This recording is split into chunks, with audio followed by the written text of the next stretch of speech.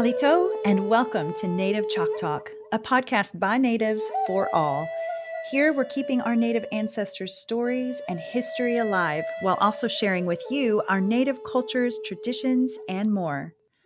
I'm Rachel Youngman, a Choctaw originally from Anadarko, Oklahoma. I hope you'll enjoy this journey with me as we learn from our Native American guests. And stay tuned for the end of each episode where we'll talk about some great ways to support Native causes and or Native-owned businesses. Let's get started.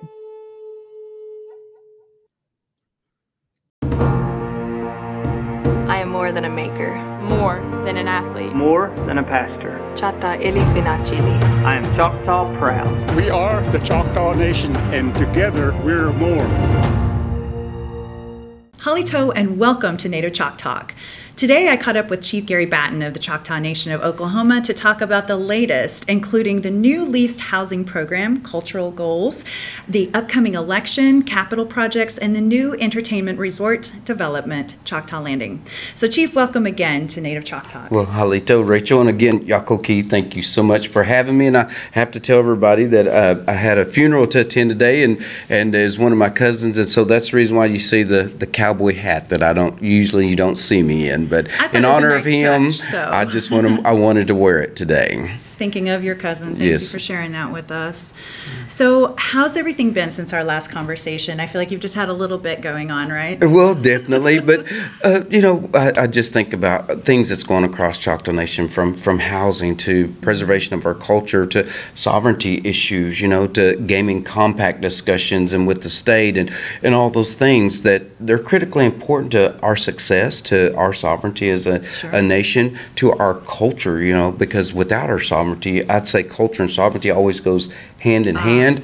And so the McGirt ruling, all those typical things, but I keep saying those are things that we have to pay attention to, that we're fighting for. We need to stick up and be noticed. Mm-hmm. And that's my responsibility as chief. And for me, I take it very serious when it comes to those issues because they're passionate for me and they're critical to the success and sustainability of the tribe.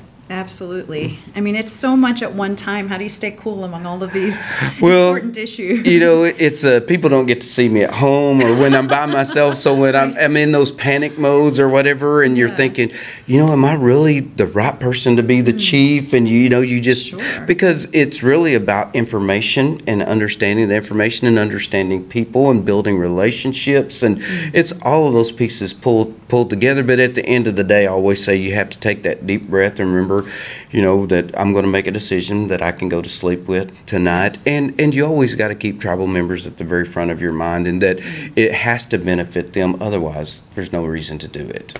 Absolutely. I'll try to take some of that into consideration in my own life as well. So will I. He's a human. Right. So big things are happening here in Choctaw Nation. Opportunities galore for Choctaw jobs and education, support for our elders, hearing aids, eye and dental care, pharmacies, the LEAP program, rental homes, food security, small business programs, home internet, career development, and the list is endless. I enjoyed attending the groundbreaking here in Hugo, Oklahoma today for the LEAP program, which stands for Lease to Purchase. So tell us about that program, Chief. Well, of course, we were very fortunate here in Hugo today that we opened 30 of those homes. And the Lease to Purchase program is about helping people become homeowners, because I've always said, when you look across our Choctaw Reservation, I said that I grew up in what's called a typical Indian home, the brick home, 3-bedroom, 2-bath.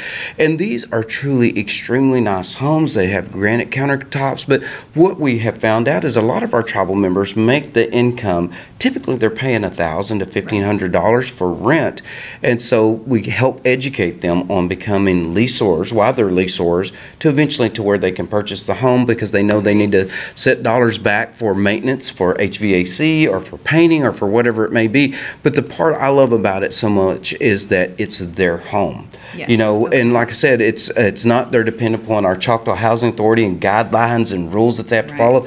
It's their home, and they get to choose how they want to do with it. And I think there's a certain amount of pride and that goes along with home ownership that I think it instills people. And I think just from us, and again, it's my assumption, just having generational trauma, I think it's really important for us to understand that we should be proud of being Choctaw and who we are. Yes. We should be proud of achieving a home ownership and things like that. So it's a way of creating that pride. Absolutely. And there's all kinds of possibilities, like someone who is maybe a single parent or just starting out, married, and trying to figure out how to make all those ends meet. The elderly, people who may be widowed, that kind of thing. So all across the gamut, I feel like this is such a big program for our people. Well, and it's not just the LEAP program like you were talking about, because we do have single people that's getting homes. We do have cousins that are living together that went together and got a LEAP home. But also we have affordable rental homes that is critical, because we do have those people that just can't afford to pay rent. Absolutely. In our area, housing is such in high demand. We have homes here, but they're 40 and 50 years old that people are paying $1,000 for. They're really just in disrepair, and so we provide the affordable rental program. But then also for our elders are critical to our heart, and we want to make sure that they have a great community that they can reside. I think I was telling you about Helen Pittman that lives over in Durant. She's 102, and she got her an independent elderly home, and so she's close by to the clinic, to the services that she needs. There's a community health representative that can go by and check on her. But at the same time, she's a part of a community that she believes in protecting. And I think, wow, that's awesome that she is 102 and she's checking on her neighbors. But then that's what family's all about, though, right? In the neighborhood is just getting where you feel comfortable and safe and want to be able to help one another. And I think that's when you will get a sustainable community. Absolutely, and they are beautiful homes as well. So you're getting a really nice deal. You mentioned earlier granite countertops. And yes. That kind of thing. Pretty nice. So. Well, and the other thing that I would mention, Rachel, is just, again, if they're paying $1,000 for rent, a lot of times they can get in these homes from $500 to $600, and so they can actually put that money into the reserves. And then also I would just encourage our tribal members out there to make sure and apply, because we go off of need. And so if there's not any applications in a small community, say if you're in Red Oak, Clayton, or whatever, apply so that we can show that need is there. Now, it may take us a while to get to it, but we'll never get to it if nobody applies. So I would just encourage everybody to apply and fill out the application. And I know it may be a little bit complicated, but that will show the need so that we can build those, because again, we're going to build over 700 of those homes across the Choctaw Nation Reservation. That's so exciting. Yes, it is. I love this story. And I'll be sure to post the link to the LEAP program application from Choctaw Nation and for the Choctaw Nation members on my Native Choctaw Facebook page. On a more serious note, many of us are aware of the McGirt, Oklahoma Supreme Court decision in July of 2020. And in Season 1, Episode 14, we talked a little bit more about that. You shared some information. So listeners, feel free to check out that episode for more information and where we started with this story. So in a nutshell, the courts ruled that because of the Indian Major Crimes Act, jurisdiction should rightfully fall into the hands of the federal court rather than the state. So ultimately, since this decision, the Choctaw, Chickasaw, Cherokee, Seminole, and Muskogee nations have regained recognition as reservations. So super exciting. But there's much more to it than my simplification here.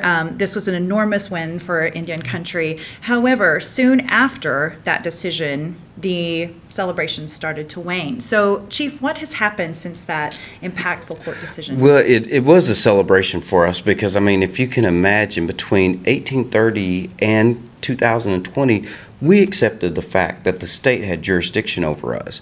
And so this reaffirmed that our reservation is intact, that we do have jurisdiction in regards to the Indian Major Crimes Act. And I want to make sure that everybody understands that this is about jurisdiction. It's not about land ownership. A lot of times people think of the Western tribes, if there's a reservation, that's what they think of. Mm-hmm. But this is just saying that we have jurisdiction. So if you can think of Texas, for example, Texas doesn't own all of the land, but they have jurisdiction. And so our United States doesn't own all the property, but they have jurisdiction. And that's what it means for us.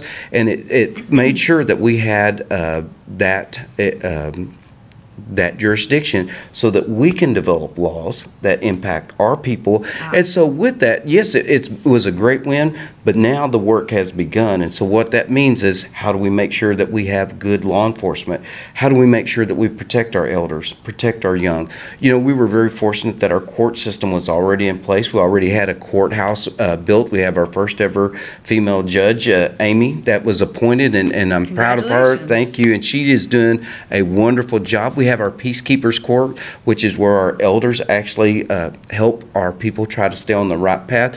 But I think it's important from a sovereignty perspective that is it going to be costly? We've already spent close to probably $30 million on law enforcement, child welfare caseworkers, and so on, and the judges.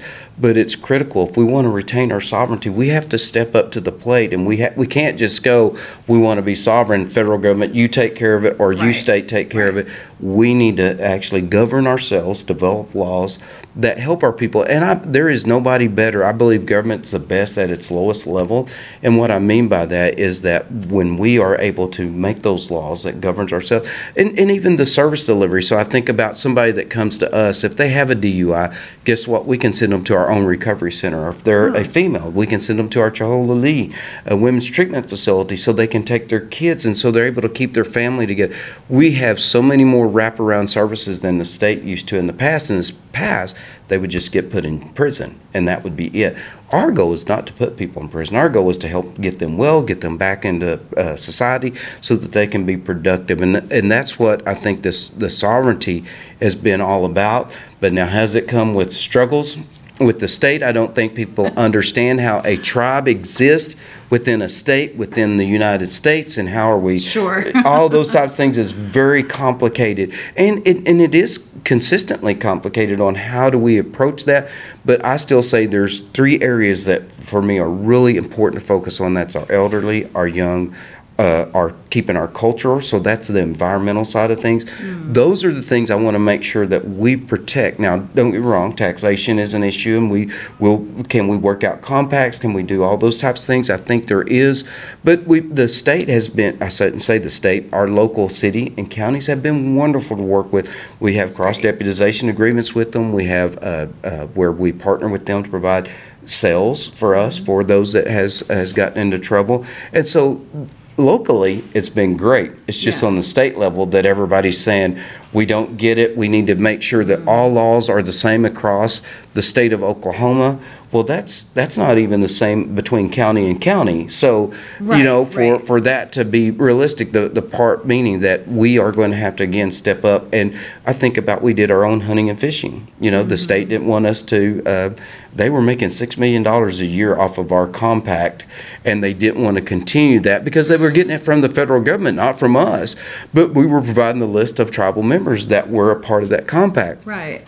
Well, since they didn't want to do it, so we just enacted our own hunting and fishing code. We did it ourselves. We use our tribal membership, and that's what we need to embrace, our sovereignty, and step up and do what we need to do to make sure that our people are protected. But the thing is, it's going to cost money, and we have to realize that. Absolutely, it is. So that was a good recap and some details there that I was wondering about myself. What kind of misconceptions do you think are out there about what this case and the ruling has done with, criminals and things like that? Well, I think the misconception, and most people don't realize, there's the Indian Major Crimes Act, which is more of your felonies. So you're talking murder, rape, those types of things. It hasn't gotten into civil, which means taxation. It means all the other things that we typically deal with we as Oklahomans deal with on a daily basis. And so it's been a struggle for people to say, well, what is consistent? For example, I think about had a person over in Yakoke County that said, well, if you're a tribal member, you get way less cost than what you do if you get a speeding ticket in Yakoke and you're a non-tribal member. Well, guess what? That is true. But the reason why is because our court costs and our fees are cheaper than what their county is. And so they made it portray it as it was an Indian, non-Indian issue. The reality is it's their government is costing them too much. So it's costing the people locally more than it is for us to provide that. And so there's all these misconceptions, though, about, we shouldn't have to pay taxes. And that's in the courthouse right now. And we'll see if that's true or not. But this, I think this ideology of just pure domination, too, from our tribal members, that we have this ability now and could we have that? Yes, we could. I mean, could we say we are 100% sovereign? But guess what happens? What about all of our kids that go to school? So what happens if you go to public school? Is this public school going to start charging us for them to go to school, driving on the highways that are state highways, which we can say those are Choctaw roads or whatever, but again, that's their money that they've invested, so do we have to pay them back? So there's all these complicated issues that you have to really think through, but my point is, I feel like that if it's good for Choctaw, it's good for Oklahoma. I think if it's good for Oklahoma, it's good for Choctaws as well, and so we just got to figure out what that good balance is. I keep saying that's the reason why I'm wearing this medallion, is because it's all about making sure that we understand when we do something, because I think about people that make decisions sometimes, and guess what? They don't think about the unintended consequences that come back to them. Should that make us afraid? No, it shouldn't. But we should be very smart about how we approach this and look at all the pros and cons, and does it, at the end of the day, does it truly help our people? And if it does, then yes, we'll probably do it. I just met with Governor Stitt just last week, and it was interesting, our conversation. He had he's invited other tribal leaders. I think I was the fourth or fifth one that just scheduling, but I went up there and we had lunch, and we had initially it was kind of awkward, and just meaning that he came in and it just didn't look like he knew what he wanted to say and so on. Right. So we sat down, we started eating. We just, Trevor Pemberton, his lead attorney, just started talking. He asked why I wanted to be chief. And I said, well, I never aspired to be chief. It's just, but I love being chief. And anyway, I told him about my background and having a brother that I lost due to suicide and all those things. Those are the things that motivates and inspires me to help our people, because I know they're going through those times. But anyway, we got past all of that. And we finally got to, I said, well, Governor, I think there's probably a lot of things that we agree upon. A matter of fact, I support him in his first election. He's a Cherokee tribal member. He talked about how he's in business, but how he has to balance business and the government approach, and making sure that you have balanced budgets and good fiduciary and all those things. But I said, where we disagree, though, is you fail to realize that we are a sovereign nation. We had a treaty back in 1830 that we signed.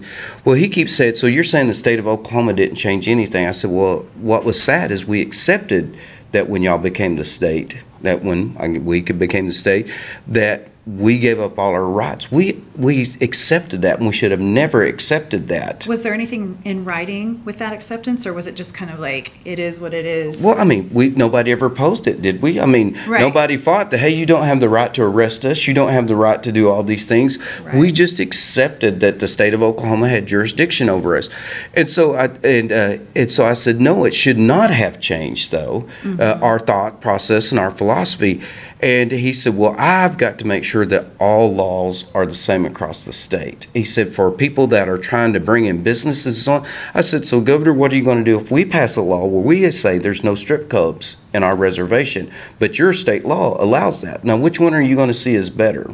Right. And he just can't imagine that we as Choctaw people could establish laws that would benefit our communities and our people better. And then he kept going back to, well, back in 1907, I said, Governor, you have to go back to 1830. You just want to stop at 1907, but you have to go back to 1830 to understand our where we get our authority from, where we get our sovereignty from. And he just fails to recognize that. But at the end of the day, I felt like it was a step, and now whether it was a step forward or a step backwards, I don't know. He told me that he would reach out to me and he would give a call because he wanted our attorneys to start talking. I said, no, I do not want our attorneys to start talking, because first of all, you and I are philosophically in disagreement. Now, my attorneys are going to do what I philosophically believe is right for our people. Amen. And I said, so there's no reason for them to even get together until you and I can have that conversation. He said, well, I want to have that conversation. I said, well, good. And so I'm waiting for the phone call. I'll see if we get the phone call. And if so, I truly hope that he will. I thought the other day, I might just reach out to him. Because I told him, I said, I am open-minded. I am willing to listen, but I want you to know that I stand firm on our sovereignty. I am not going to give up, our belief in sovereignty, that we signed the treaty and what that gives us and so on. And so I hope that I made him understand that there is dialogue, and I'm open to that dialogue. But he's going to, and I told him we have had we need to repair our relationship. I've lost trust in him. So there's things that, and trust comes back when you start working together again and you take one step at a time. And so I'm willing to take that step. But anyway, my point was I thought that I might reach out to him, and I thought, no, I'm not going to do it. Oh. He needs to reach out to me. And if he wants that relationship, he will reach out to me. True. Because I've offered. And so now it's just, we'll see what happens on the next steps. Was that your first meeting in person with him? Oh, no. We've had numerous meetings, and each time it's been the same thing, that he has to stick up for all 4 million Oklahomans, which again, that's what I told him. I said, Governor, I can respect you. I understand you have to, I said, you just have to understand, we're part of that 4 million too, though. Yes. And you have to accept that we are a sovereign nation until he and I can agree upon his acceptance of us. He'll say, oh, I believe you're sovereign. And it's like, well, why are you saying that we shouldn't be able to have the ability to establish our own laws? Right. Then I don't That's know what sovereignty is. Exactly. I don't know what he understands sovereignty to be. The thing that I thought was really interesting, though, to me was he told me, he said, well, he said, I thought back in 1907 that all the tribes just gave up their land and became, wanted to become a part of Oklahoma. I said, no, the federal government allotted land. And so I don't mean to harp about it, but just where he gets his historical information really surprises me. And so we've just got a long process to go through. And what's kind of sad is with our sovereignty, though, and it being fought, if we can't come to agreement, well, guess what? That means we're going to spend a lot of money. We're going to spend at the courthouses, and because he's probably going to fight us, and we're going to fight that fight. And so I just wish that it was more of a relationship where we could come to some form of agreement that's, again, good for our Choctaw people, good for the rest of the tribes, and good for Oklahoma. But we'll see if we can get there or not. This is great information. Thanks for being transparent. And Sure. we all are looking for that, a little transparency into what's going on. Sure. One thing that I've never understood is if you're going to, whether it's Stitt or anyone else, if you're going to be a governor of Oklahoma, this is Indian country. It is the melting pot of all these tribal nations. Like, you'd think that you'd want to come in here making nice with the tribes and figuring out how you can work together and do cool things together and even bring in commerce together, things like that. So, yeah. I was just thinking, I'd ask him, what does he believe the competitive edge for bringing companies into Oklahoma? And, he really couldn't say. I said, well, I think it's the tribes. Because I think we as the tribes, we have grown the economy more than anybody else in the state of Oklahoma. I mean, the tribe alone, $2.2 billion economic impact. Wow. Tribes as a whole, I think, $15.2 billion economic impact. And what we give, I said, we don't have to give to schools. We don't have to give to fire departments. We don't have to have a summer school program that provides services to Indians and non-Indians.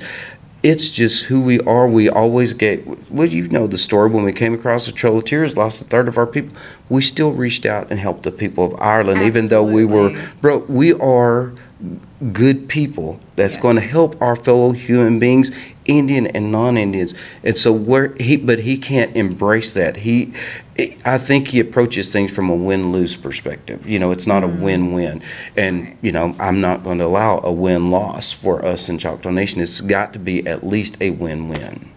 Again, good leadership right there. Well, and he didn't pay me to say that.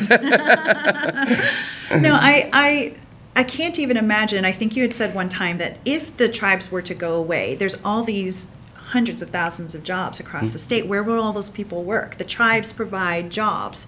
So I mean, would there be enough new commerce coming in, new companies and that sort of thing to be able to take all those hundreds of thousands of employees? I would say not. I remember the year that the State of the Nation was given, and it was talking about, I think it was Amazon, don't quote me on that, but I think that it created like 600 jobs, and that was the big State of the Nation address that they've attracted for Oklahoma.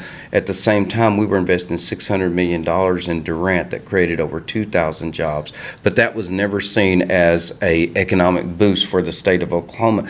And so again, it's just understanding what we do for our communities and what we do for the state, and I'd like to think what we do for the United States as a whole with our code talkers and our history and the culture and all those things. But again, hopefully we can get to an alignment on what he sees as what the Choctaw people can truly do for the state. And he has to honor our sovereignty. Truly. And he's not the only person in our state that does not understand the history and the treaties and all of those things. There's a lot of us that probably could do a lot more learning, native and non-native. So I encourage all of us to do a little studying and to understand a little bit more. Maybe we can come together more when we do that. Is there anything else you'd like to share on the McGirt? Well, no, I think just that, again, we're going to continue to invest in our court systems. We're going to invest in our service delivery so that we can provide, those wraparound services to our people, because I think it's important that we can't just, again, say we want to establish these laws, put people in jail, put them in prison. Again, we want to try to make them good, productive citizens, and that's our goal. I mean, that's what family does. And so I think our tribal members just need to understand that we are going to be spending a lot of dollars. Sovereignty isn't cheap. I've always said that, and so but it's important that we invest in it, though. Absolutely, it's good stuff. And there's much to be grateful for. The Choctaws have maintained a strong faith and a positive outlook and will remain strong. As our tribe has grown over the years, it's been impressive really how our motto, which is faith, family, culture, has seemed to really remain top priority. What are your thoughts on maintaining that culture and keeping it in practice as well as staying focused on our tribal culture? Well, I've always said, Rachel, if we lose our language, we lose our culture, we fail to exist as a tribe. And so it's the number one thing. We can talk about McGirt, we can talk about gaming, but that's not who we are as Choctaw people. Right. We have to keep our language and history and traditions alive.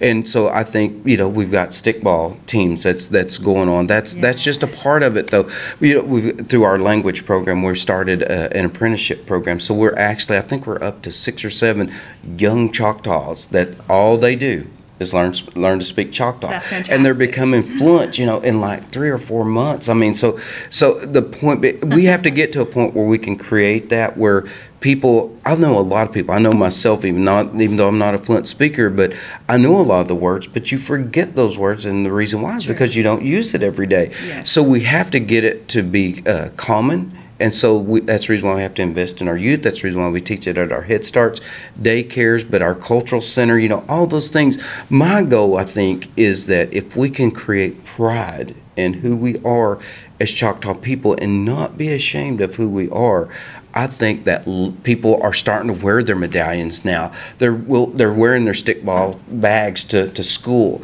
They're starting to do those things because they're proud to be Choctaw. And it's to me it's good to understand that even if you're just this much Choctaw, I know again I've always said I'm half Choctaw, but I want to be extremely proud of that 1/2. And if you're 1/1000ths, be proud of that culture and history of the people that came across the Trail of Tears before us. And so it's number one for me. We've just got to implement it in everything we do. Our employees, we're trying to get them to I want us to be known whenever you go into every store, every service, business, so on. I want them to say halito. I want them to say Yakoke. I want them to say chipisalachiki.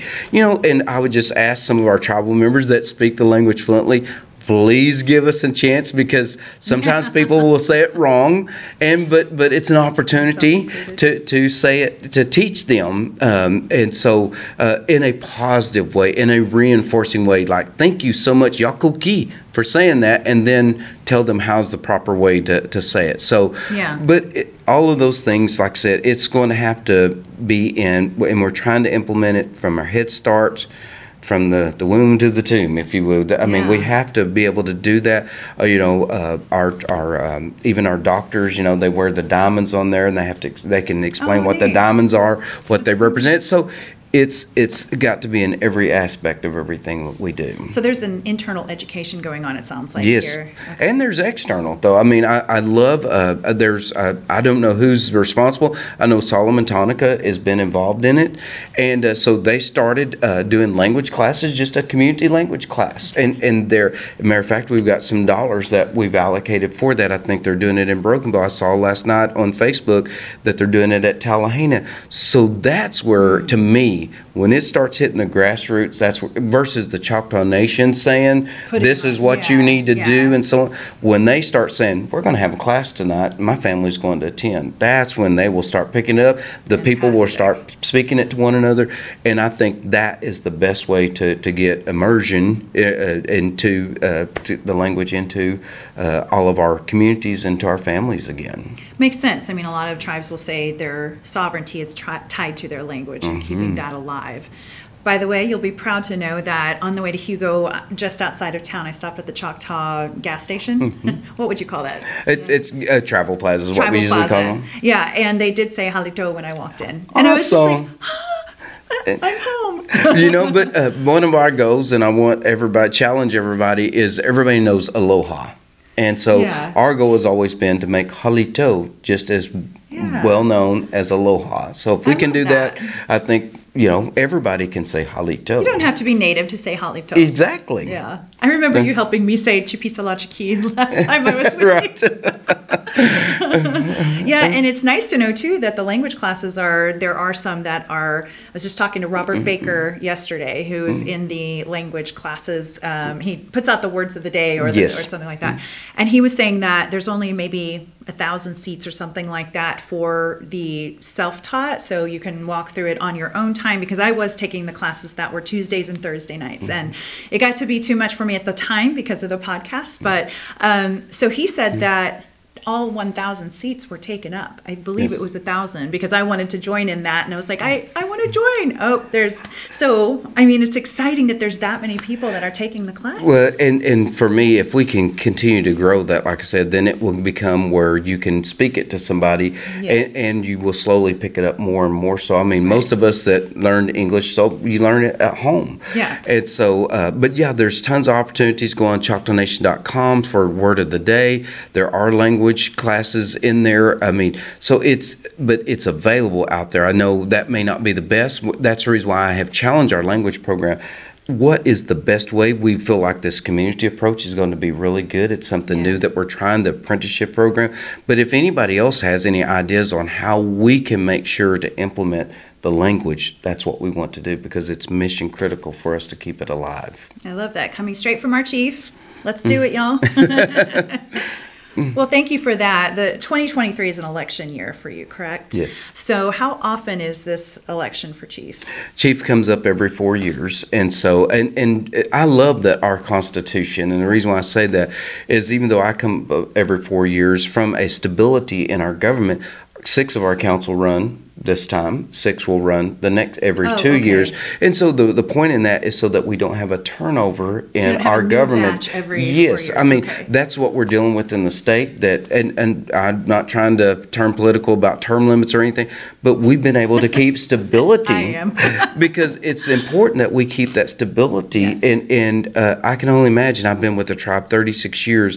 If I started today and had to learn McGirt, if I had to learn commerce, if I had to learn how do we keep language, education, all those things, I think I would just be at a loss. Oh my and gosh, so, Yeah. and so, but yeah, but yes, every 4 years that comes up, and looking forward to running again, and looking forward to the next 4 years.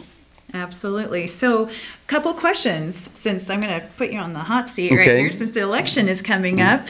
A lot of us would want to know, what are your fiscal priorities for your administration? Sure. Well, of course, I always say the language and culture and sovereignty, all of those, so the McGirt ruling and all those things are going to be at the forefront for us, because we have to make sure to keep our language alive. Yes. We're going to have to make sure that we stay focused and fight the fight for our sovereignty. How do we implement that? How do we partner with the state state? How do we partner with the counties? All of those things are going to be mission critical to sustaining our sovereignty. So that's number one. The number two thing I would say is financial sustainability.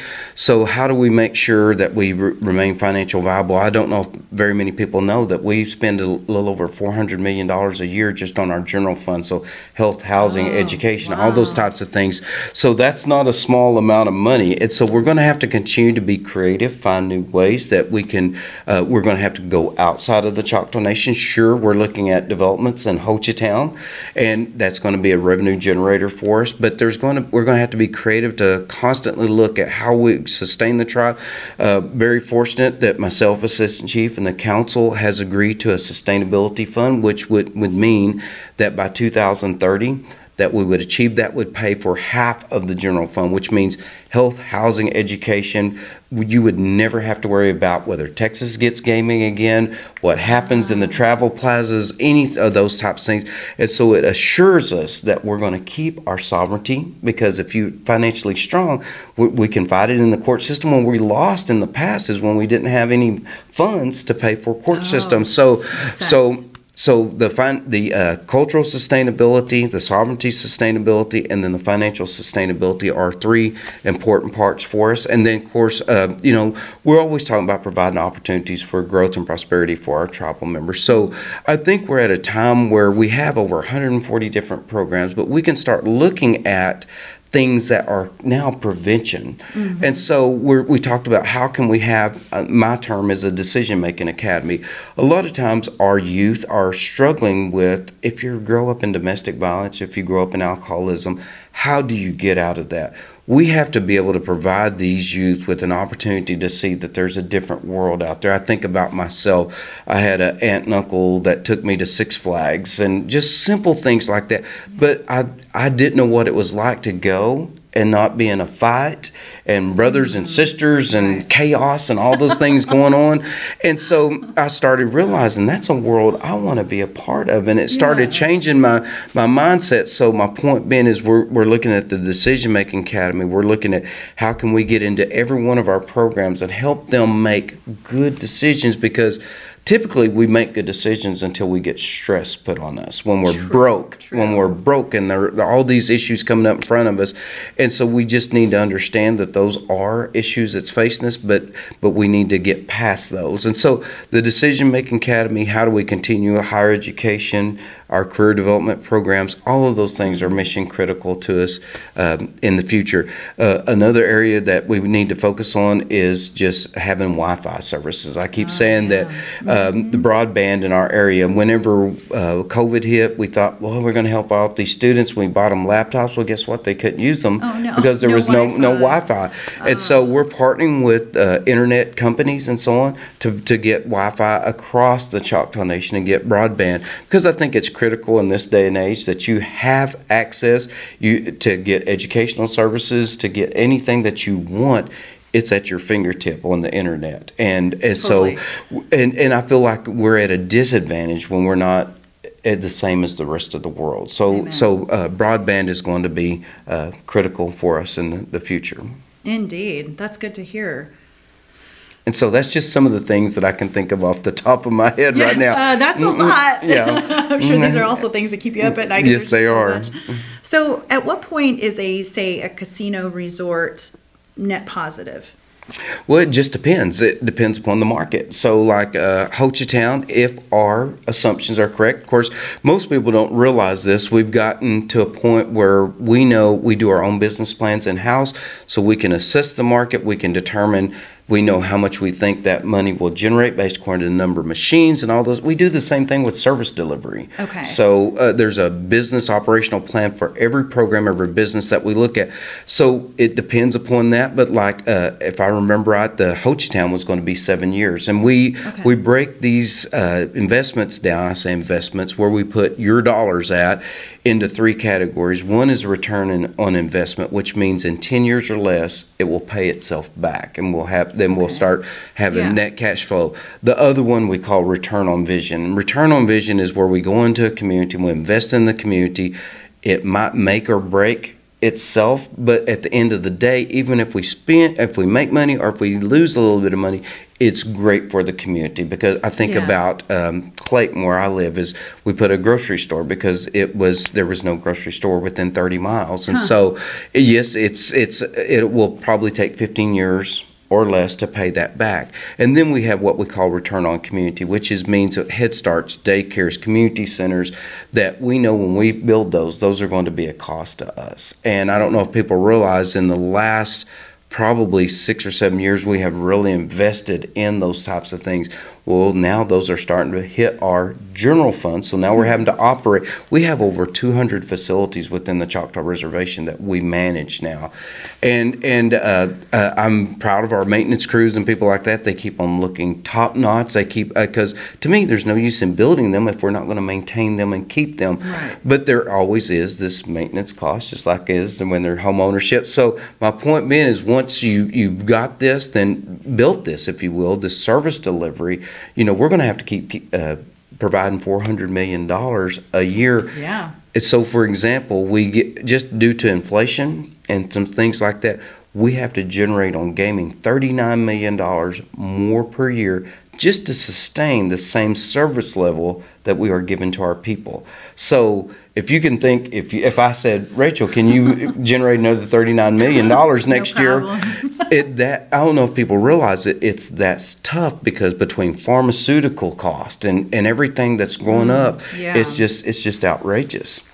Absolutely. And you have a lot of people come from like the Dallas area to some of these casinos, right? Oh, very much so. 93% of the population comes from Texas. And a lot of people understand. Wednesday I was meeting with Governor Abbott and and met 2 weeks ago with the Lieutenant Governor of Texas, because Texas, if they get gaming, that's going to affect us. I don't know if people realize it. It's going to affect us about $400 million a year if they get gaming, which is what we pay in all of our service delivery to our tribal members. So just imagine if we had to do away with all the service delivery that we currently have. So people wonder, why are you spending money down in Dallas and doing those things? Our goal is to, of course, we would love to keep gaming out of Texas. We believe it will eventually come, though, at some point in time. But if it does come, we are great partners. Why wouldn't they want us? We've been in gaming for 20 plus years.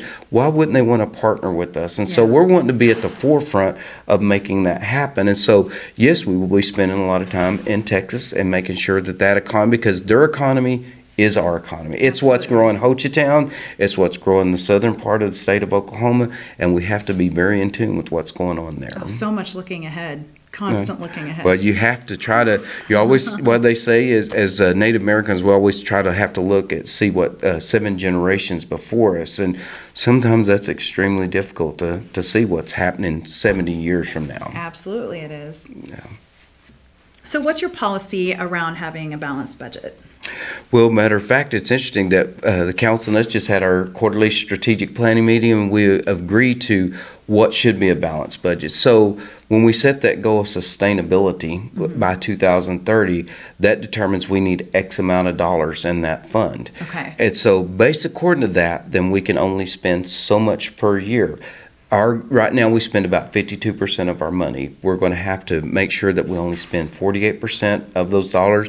The remaining dollars are going to have to go into that sustainability fund. But that does not mean decreasing of any services. I want everybody to understand we can still grow services. We can still build things. We can still do the things that we need to do. We just need to be smart about it. We need to prioritize. We need to use our dollars wisely. So that's where we're at. So it's important that we stick to this. Now, I think the most important part is, are we going to be disciplined enough to follow it? I hope that we are. Sure. Because, and we all, like I said, council, my leadership team, I've got all of them together, and we all agreed that this is the path forward that best will sustain our tribe for our people for the future and today.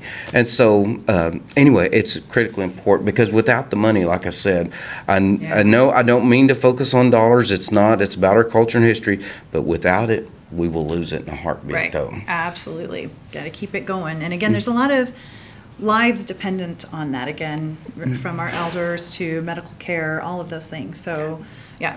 Definitely, and I don't know, we are 220,000 Choctaw strong now. So I think back in 1997 when I just was over the health system, we had 48,000 tribal members. So, you know, and you'll hear different discussions about, well, they just want to be Choctaws and so on, and maybe there is some of that. But again, my goal is to make sure that they're proud of their culture and history. That's the reason why I want them to be a tribal member, not just because of what they can get from the tribe or what benefits and so on. And I know that's out there, but again, if we can create this society, if you will, the Choctaw Nation society, where we're dependent upon one another and we can sustain on our own. Like I said, not that, again, the Choctaw Nation shouldn't be there. We will always be there to help those that's less fortunate.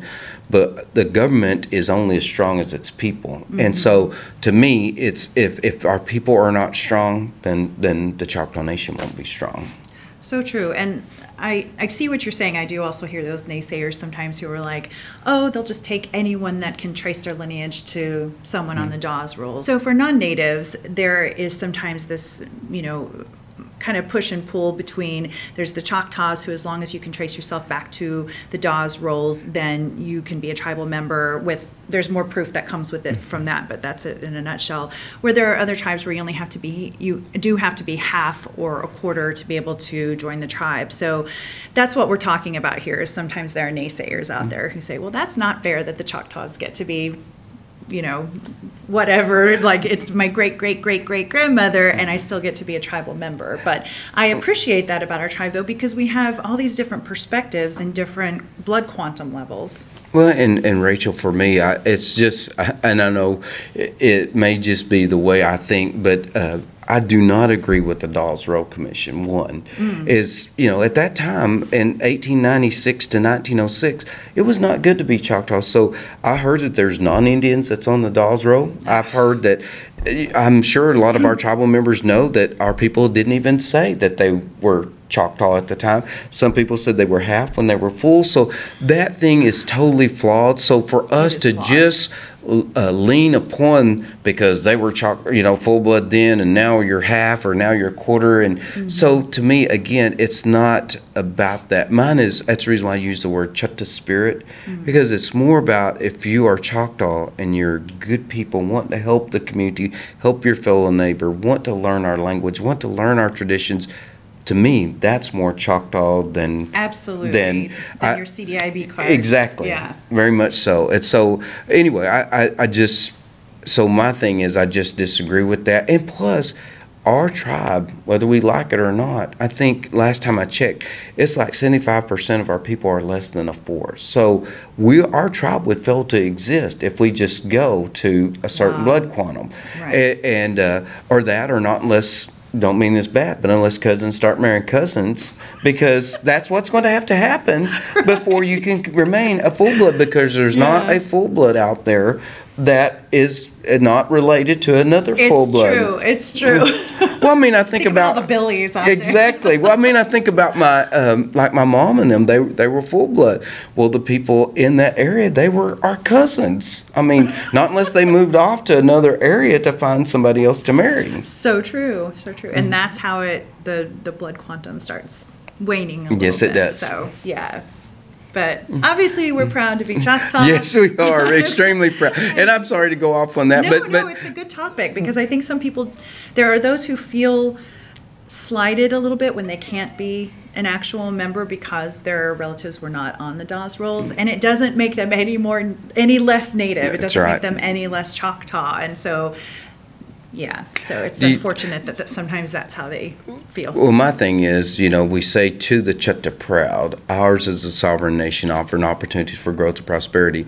The first thing in that statement is to the Choctaw proud. And so you have to be Choctaw proud, I think, to go, I don't want to be a part of that tribe. Well, my goodness, I mean, that's like saying I don't want to be American, but my point being is hopefully we're creating an environment and a culture of something that people are proud of and that they want to be a part of.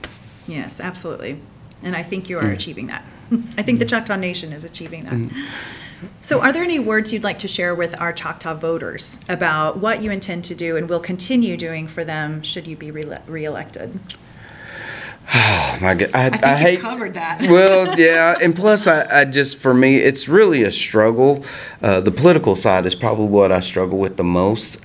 Being a chief, I just want to help people, and so to talk about what's been done, it's been all of us. It's helped. It's been our people. It's been my leadership team, it's been council, it's been our judicial body. It takes everybody to make a strong, successful Choctaw Nation. And so I just feel fortunate to be a part of it. I hope that my what I've done, when I say I, it's not really me, but what we all have done has shown that the tribe has prospered. And so that's really, I hope that my action speaks louder than my words. Well said. And I wish we could say that about other politicians as well. So who of our members can vote? I mean, is it contingent upon their living on the reservation, or can remote members also vote? No, if you are a tribal member, now I just want to make sure everybody understands there's a difference between having your CDIB, which just shows you have a 1/2, 3/4 blood quantum of Choctaw, but your tribal membership, which means you have to be a member of the Choctaw Nation. Most people don't realize now, if you're 1/2, say Choctaw Chickasaw, which member are you a part of? You have to choose Choctaw or Chickasaw. So if you are a Choctaw tribal membership, have that card, then you have the right to vote. Okay, good to know. And no matter where you live. Reservation. Okay. Yeah, because I get the information in the mail at my house in Illinois saying it's time to vote. So it's always fun when I get to see that. Sure. And knowing I don't live in Oklahoma right now full time. So, and then how can Choctaw members vote? Well, actually, you can vote. We'll have early voting this time, and then, of course, you can vote online. If you live outside of the reservation, then you'll receive a ballot in the mail. And so, of course, check whoever you want for chief or for your council member. And that's another thing that people don't understand is that when you are within the Choctaw Nation, for example, I live in Clayton, so I live within District 7. That's whoever's running for that position of council person, that's who I get to vote for. Okay. Now, if you live outside of the reservation, you get to choose if you're District 1, District 2, District 3. A lot of people choose areas where their family come from. So again, you have the right to vote in your council member district. They are your legislator. They're the ones that pass laws, and they're your advocates. So make sure and not only vote in the chief election, but vote in the council member election as well.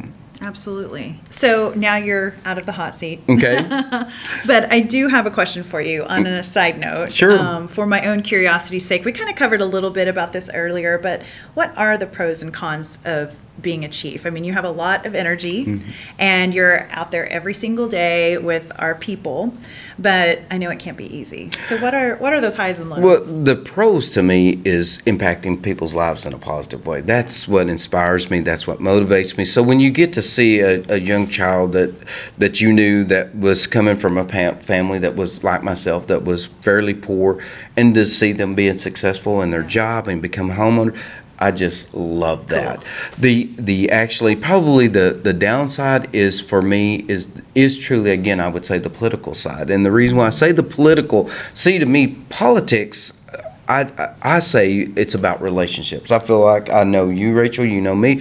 It's not that I can't be myself. Yeah. And now if I go, I'm going to scratch your back and you scratch mine, then that is political in my opinion. Yeah. And I try to stay away from that, and but like dealing with some of our the state and different ones like that, it's really a struggle to not just want to pound your fist, just not to want to just say, don't you understand? And instead, you have to make sure that you are stay calm, that you represent the tribe in a positive way, that you're intellectual about it, and plus one of the things I'd say. So my point being is, I think the struggle part is remaining true to who you are and not becoming what you despise. Yeah. So sometimes people that don't like to listen, again, you and I can disagree on an issue, but I will respect you at the end of the day. But a lot of times people don't even care if that you respect them or not. They just are going to disagree. That's a real struggle for me. So those people that don't want to listen, guess what? It makes you want to even really push harder for them to listen, but then guess what? You're becoming a bully like they're trying to bully you into their beliefs. And my thing is, I shouldn't, I've got my beliefs and I'm going to stand on my beliefs. But if you have your beliefs, you stand on your beliefs. But again, Yes. we respect that. But anyway, that's probably the toughest part of this job, is dealing with that type of personality and dealing with that, in whether it's at a smaller level, state level, federal level, all those, and just trying to take that deep breath, remain calm, and just remember again, is it good for our Choctaw people? Does it violate Right. any of my own values that I believe? Does it violate any of our Choctaw values? I mean, for example, I'm at the age where, and maybe it's because I'm 56, if somebody comes to me and they want to do a business deal, but they're all about the money, I'm Yeah. done. Yeah. Because it's first about our culture and our history. And if we can align that, whether it's faith or that we agree that family's important, then we can start having a conversation. Then we build a Exactly. relationship. The money will come at some point. Exactly. There will be these opportunities that arise. But no, I've had to learn that in a hard way. And but those types of things is sticking to our values and beliefs as Choctaw people, and not becoming that tyrant that you're feeling like they are, or that bully that they're imposing upon you. Those are some of the most difficult things to deal with. And I think that would be hard for any of us. Sure it would. And the other thing I would say that's probably the most difficult is just being away from family. You have to be a lot of times. So, I'm at the age now where me and Angie joke now, because we are single again, because our both of our kids are grown. Our grandkids, I've got our granddaughter, she's a junior in high school. She'll be a senior. Then she'll be moving on. And of course, as soon as they move out of the home, then they start, having their own lives, and they don't come back home as much. And, just all those things. And I feel like I missed a lot of opportunities. I tried to do my best to balance that work personal life thing, but it does come with a little bit of stress from being gone, and then also just regrets because you're gone so much, and dealing with that. Or sometimes if you're home, you're not at home. Yeah. You know what I mean? Right. You're at home, but I'm sitting here thinking, okay, how are we going to fight the governor? How are we going to make sure we maintain our sovereignty? All those. That's what's running through my head when we're sitting around trying to have a dinner. And you have to learn to shut it off. And I don't know that when I was younger that I could shut it off that well as I've gotten older, because I feel guilty. Because if I shut it off, it's because I'm supposed to be sticking up for the people. That's what they elected me to do. And if I'm taking a breather, then I'm not doing it. But it's okay. I hope it's okay to do it just every so often, so that I can have that work-life balance. And that's part of where I'm at, is that I am going to take that break. If that gets me out of office, so be it. Because because I mean, my family and they're important to me. Well, we did elect a human being. Well, I'd like to think so. I think that you deserve a break or two. Sure. You will be a better leader if you have those breaks, for sure. And I hope that you're getting some of those. Well, I am. But like I said, but on the positive things is just to see the tribe grow, to see our tribal members grow and prosper. Yeah. It's all worth it in the end. I don't mean to focus so much on the negative, but those. But it's great to see. I mean, I love talking to our elders. Well, and I don't know if Rachel, if you ever experienced it. I remember as a kid, we would go to the back of the truck, and I'm doing my hands like this. The reason why I say, because we'd have to stick our hands up to be handed food, to be handed commodities, white label, all those types of things. Now our people get to the store, they get to choose, or they get a food voucher that they can go to the local store. They get to choose what they want. That's when I think that, for me, it makes it so exciting. Used to, you got cookie cutter homes. Now you get to choose your home. I always say, when you get to have these choices that's available to you, I just think about, we just had a camp this last weekend for people to come out and try out for football for 21 different colleges and universities to look at our Native American students. I never had that opportunity. I don't know, and that's in 1985. I don't know of very many students and our elders that I would say older than me that have had those opportunities. Now our students, our kids have those opportunities more than ever before. My thing is now is trying to figure out, how do we entice them to have the confidence, to be proud of who they are as Choctaw people and seize those opportunities? Because I see that these opportunities are there now, but they don't seize them. That's too much paperwork to fill out. That's not. But I can remember when I went to college, I had a cousin that literally was saying, I'm thinking about stopping college because they had too much paperwork to fill out. Yes, it took about 8 hours. I got like $3,000 to $5,000 for filling mine out. I was like, best I can. Worth it. That breaks down to a pretty good amount. So anyway, to see all those things happening, to see our culture and our history and our elders embracing, and hopefully my point is if those elders and the youth can come together, that would just be a glorious day for me to see that eventually happen. I love that idea. That's so neat. And it's starting to happen, like I said, with those community language classes and so on. But anyway, those are the things that's what I love about this job, though. I think it's interesting how you were talking about when you were younger, there was a certain way you got your rations, and now there's a totally different way that people who are needing them can go about getting them, and they have choices. And it's interesting, the whole gamut. So inquiring minds want to know, Chief. Okay. Do you ever get any sleep? Oh yes, I sure do. I average probably 5 hours of sleep a night, and 5 hours, y'all. But for me, I've just been blessed that 5 hours. Now there is times I would call it I crash. My wife will say that I'll come in and it'll be 8 o'clock at night, and she'll look over and I'm in the chair asleep, and but yeah, it's just I don't know. I've just been blessed. I try to, like I said, go to bed before midnight. I'll usually try to answer email, Facebook, and yes, everybody, I do answer my own Facebook, Snapchat, all of those things. Really? All of those things. And so I do that, and then usually I get up at 5, and then I'll if I'm going to Durant, it's an hour and a half drive there, and then I go and I'll go work out real quickly in the mornings. You have an hour and a half drive to work every day? Not every day, but if I go to Durant, it's an hour and a half drive. Yeah. But like today, coming to Hugo, it's an hour drive. If I go to Poto, it's an hour drive.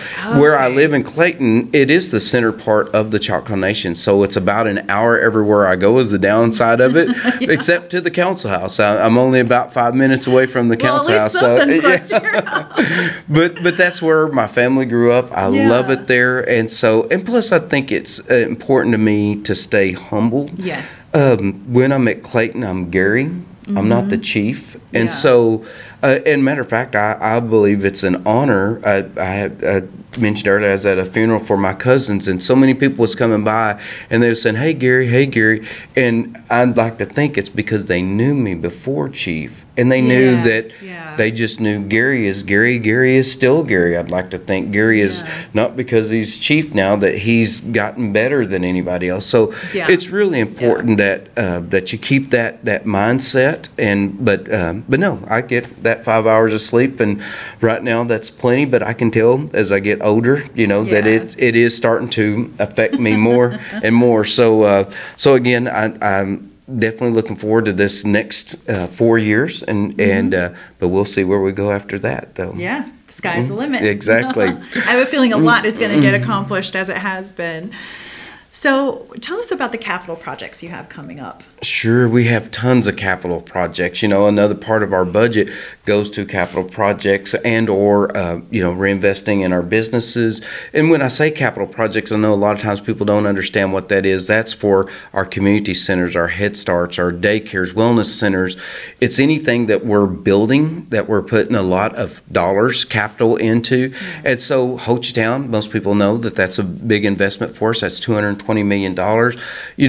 Durant, the western side of Choctaw Nation has always been fortunate to have the Texas market. Well, now the Texas market is finding the eastern side of Choctaw Nation. And so now with that $220 million, that's going to be another 400 homes. We just broke ground the other day on, I think it was 120 homes in Broken Bow that we're building for tribal members and for employees up there.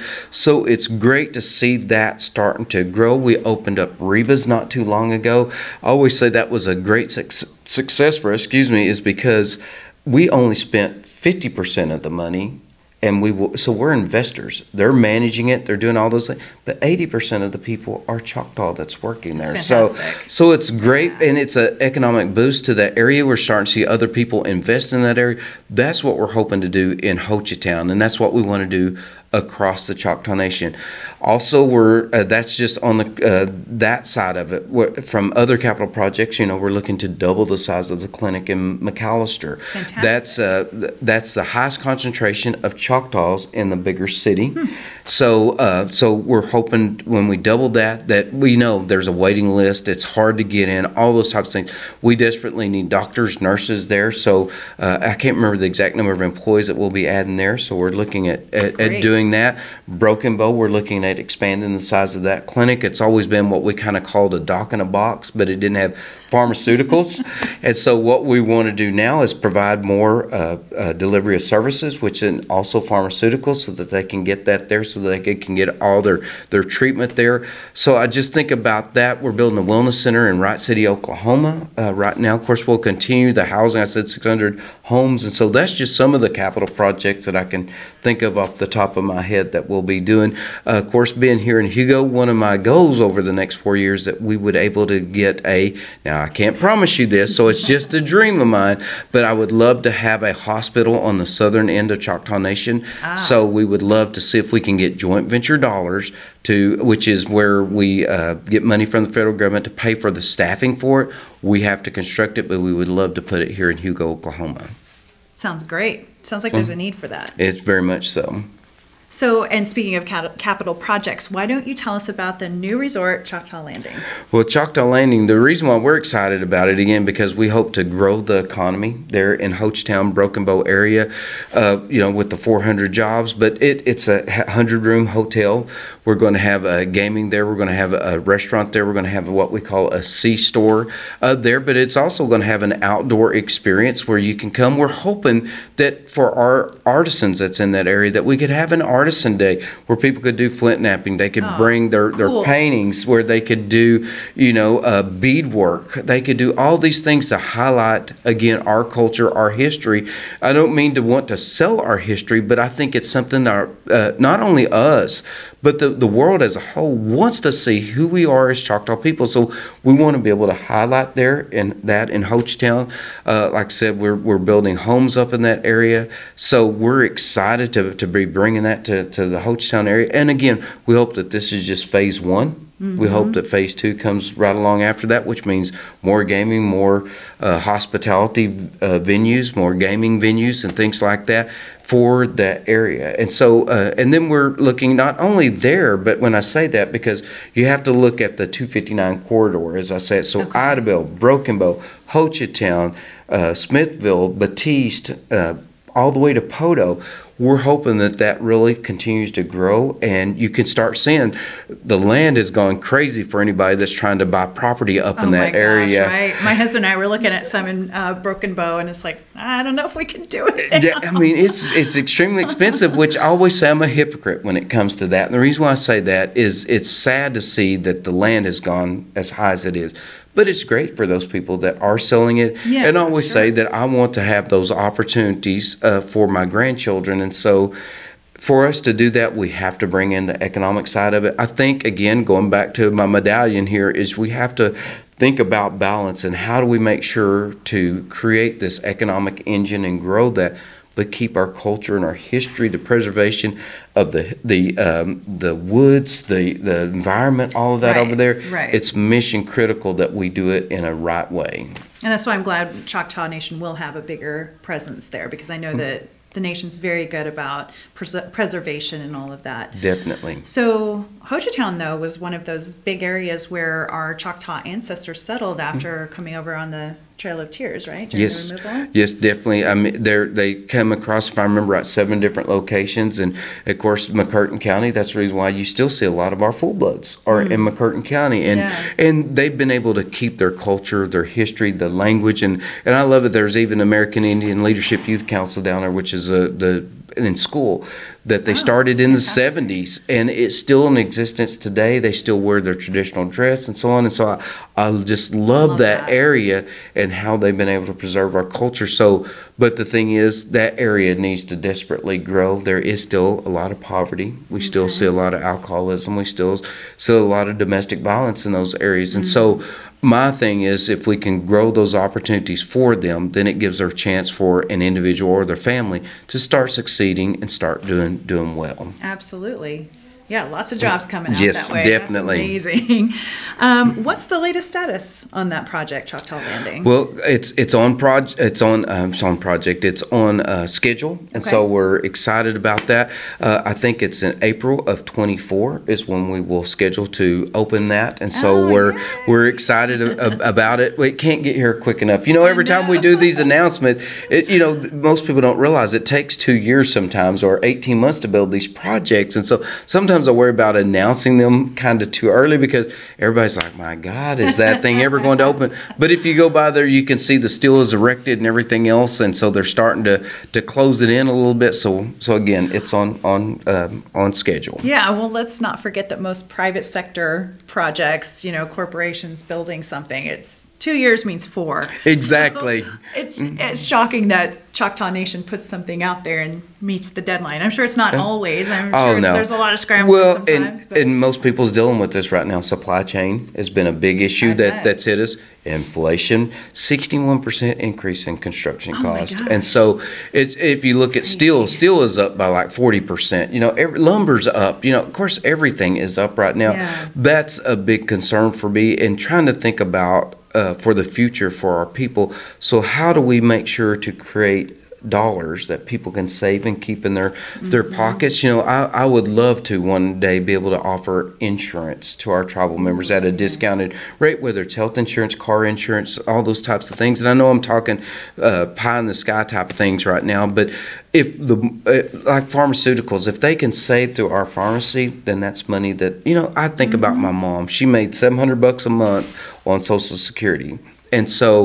And she had to pay sometimes for some pharmaceuticals if we didn't provide that. So the more pharmaceuticals that we can provide, the more things that we can, if we can reduce somebody's electrical costs, can we do something solar-wise? So it's just having all these dreams about what we can do, because I just feel like the more we can save our tribal members money, it's going to be critical with the inflation that's coming. And I don't know if it's at its end. Everybody always says we're in a recession now. Well, I don't know. In Oklahoma, we never know if it's good or bad because it never changes that much other than the cost of things. And so, but anyway, it does concern me because we do know that if you go to the grocery store, if you go to our grocery store, hamburger meat, bologna definitely costs more than what it used to. It really does. I mean, and then if you're not always looking at the prices, you get to the line and you're like, really, it's that much for this small cart of stuff? Yeah, it's crazy. So that's good thinking right there. We could all use a little savings here and there. So I remember when it was announced that Hochatown was going to be getting this resort, and I was thinking, and I know other people were thinking, well, how are they going to get people to move there? And once they move there, where are they going to house them? And so you guys just came up with a solution with the LEAP program and providing housing down there. Well, and definitely, and we're looking at, can we help with relocation costs? Because a lot of our tribal members had to move from that area to go get jobs other places. So maybe we can help them move back home. Yeah. So I would encourage tribal members, if you're from that area but you've moved off, we would love to have you come back to work for our Choctaw people. That's fantastic. Yeah. I mean, and it's such a beautiful area. It is gorgeous. Yeah, I do too. So tell us about some of those amenities at Choctaw Landing. So, I mean, the thing that I'm excited about, I told you about the outside piece of it. One of the things I'm wanting to create down there, too, is in our store is we call it a mercantile. And it's because, if you're down from that area, it's kind of old school, if you will. I mean, kind of feels like, boutique. And so we're hoping that we can provide that opportunity, that I hope that we will be able to cut you a piece of steak if you want a piece of steak. If you need a slab of bacon, we can cut you a slab of bacon in like an old mercantile that you used to go to. Yeah. And of course, we're looking at the food venue. We also, believe it or not, Hochatown, I always say, you're never really a city until you get a Starbucks or a Chick-fil-A. We have a Starbucks that's going to be put in at Hochatown. That's fantastic. And so for those people that live local, I don't know that you'll give the $5 for a cup of coffee, but everybody else, they're People used to coming it. from Texas will. and it just amazes me that they love those types of things, but we need that amenity again to attract them. So those are just some of the things that's coming there. Big time. Yeah, of course, outside, a part of that, we will have a small venue there's no place in Hochatown really to have a small venue like a family reunion or something. We're looking at having a small area that's where you can open the doors, if you will, be located next to our pool, and so that you can have an indoor-outdoor venue there, which, again, is very conducive to that area. Yeah. And so we're hoping to do that as well. Oh, that's going to get booked up. I think it will, too. Absolutely. So an article from Choctaw Nation by Christian Tao stated, Hochatown is the site of an historical Choctaw village, and many Choctaw still live in the area, making it the perfect location for Choctaw Landing. The design of the mercantile and the resort will reflect the tribe's culture, and the property will include historical information about the tribe and feature Choctaw art created by tribal members. So how many jobs do you think Choctaw Landing will bring in? Well, we're hoping that it will produce over 400 jobs. And like I said, and that's just the beginning. And because, I love the outdoor area and where you could have artisans that would come in, sell their artwork, sell jewelry, so all those types of things. And to me, that's just the beginning. I think that as we continue to grow, I think people will love that atmosphere. They, I just think about all of our culture. And I think they would love to hear our language. They'd love to see our language on certain, whether it's Isinipi, which is deer, deer meat, just that they understand what all of those things, the naming of the trees. And so I think the more we can do it, again, I think it educates people about our culture and history, which is truly an attraction for people that's coming outside of the state. Definitely. Well said. So for those looking for a gorgeous vacation spot for a romantic getaway or a great place for the family to hang out and have some fun, Hochatown is nestled in the trees and hills of southeast Oklahoma. And Broken Bow Lake is just nearby, so check it out, y'all, and start thinking ahead for your next family vacation. This is a sought-after destination, though, so once the resort is open, get those reservations set up ASAP. Trust me on this. Definitely. Chief, before we go, are there any words of wisdom you'd like to share with our listeners? Well, I think it's been an honor just to be a part of the tribe. And of course, I'd like to think I was a part of the tribe before ever becoming an employee of the tribe. And if you're Choctaw, you're just Choctaw. I remember asking my mom, what's it like to be Choctaw? And she goes, well, either you are or you're not. Because she couldn't understand that there's any difference, And so, but for me, I just think that I would just encourage our tribal members to remain strong and proud in who we are as Choctaw people. Let it build confidence in you. Don't let anybody else try to put you down. I think we as Native Americans, we've allowed it. We've allowed people to put us down for, I think one of my goals is to change I think, and I know I was joking earlier, no, I do not have a head full of hair. I do not have a ponytail. But my point is that most people they think of headdresses, and things like that. We're desperate. We just can't sustain our own selves. We can't govern our own selves. And so for me, I want people to understand, to be confident in our culture and history, but then also be able to stand up in government and be able to stand up in business. Start your own business. You can do all those things. I think if we can ever get that mindset of confidence that we truly touch the warrior spirit of who we are, I think that will be a win just in itself.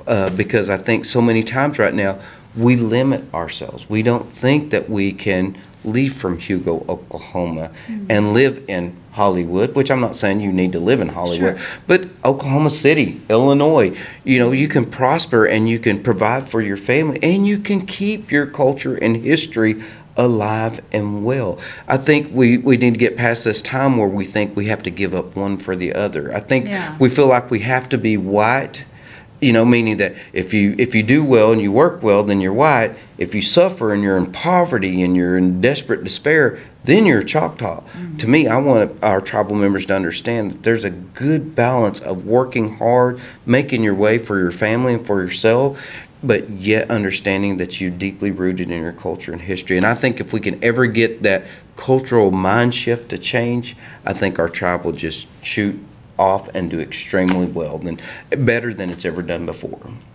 Well said, and the tribe has definitely given us a lot of tools to have that confidence and to take that next step. I hope so. So be encouraged, everyone. The faith, family, culture motto of our Choctaw tribe could not be more accurate, and it seems our bonds are stronger than ever. So God bless you in this upcoming election, Chief. Thank you. And Yakoke for being a true and caring leader for our people. Well, Yakoke, and just thank you for having me. Rachel, as always, it's an honor to be here and sit with you, and just for you to do these podcasts and to keep our history and culture alive. Again, Yakoke. Yakoke, much appreciated. Thank you.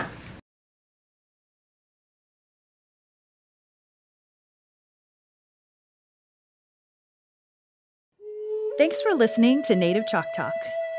Be sure to join our community on Facebook, Instagram, Twitter, and LinkedIn. Simply search for Native Chalk Talk. That's Native, CHOCTALK. And check us out at nativechalktalk.com. Stay tuned for the next episode. You're going to love it. Yakoke. Thank you, my friends.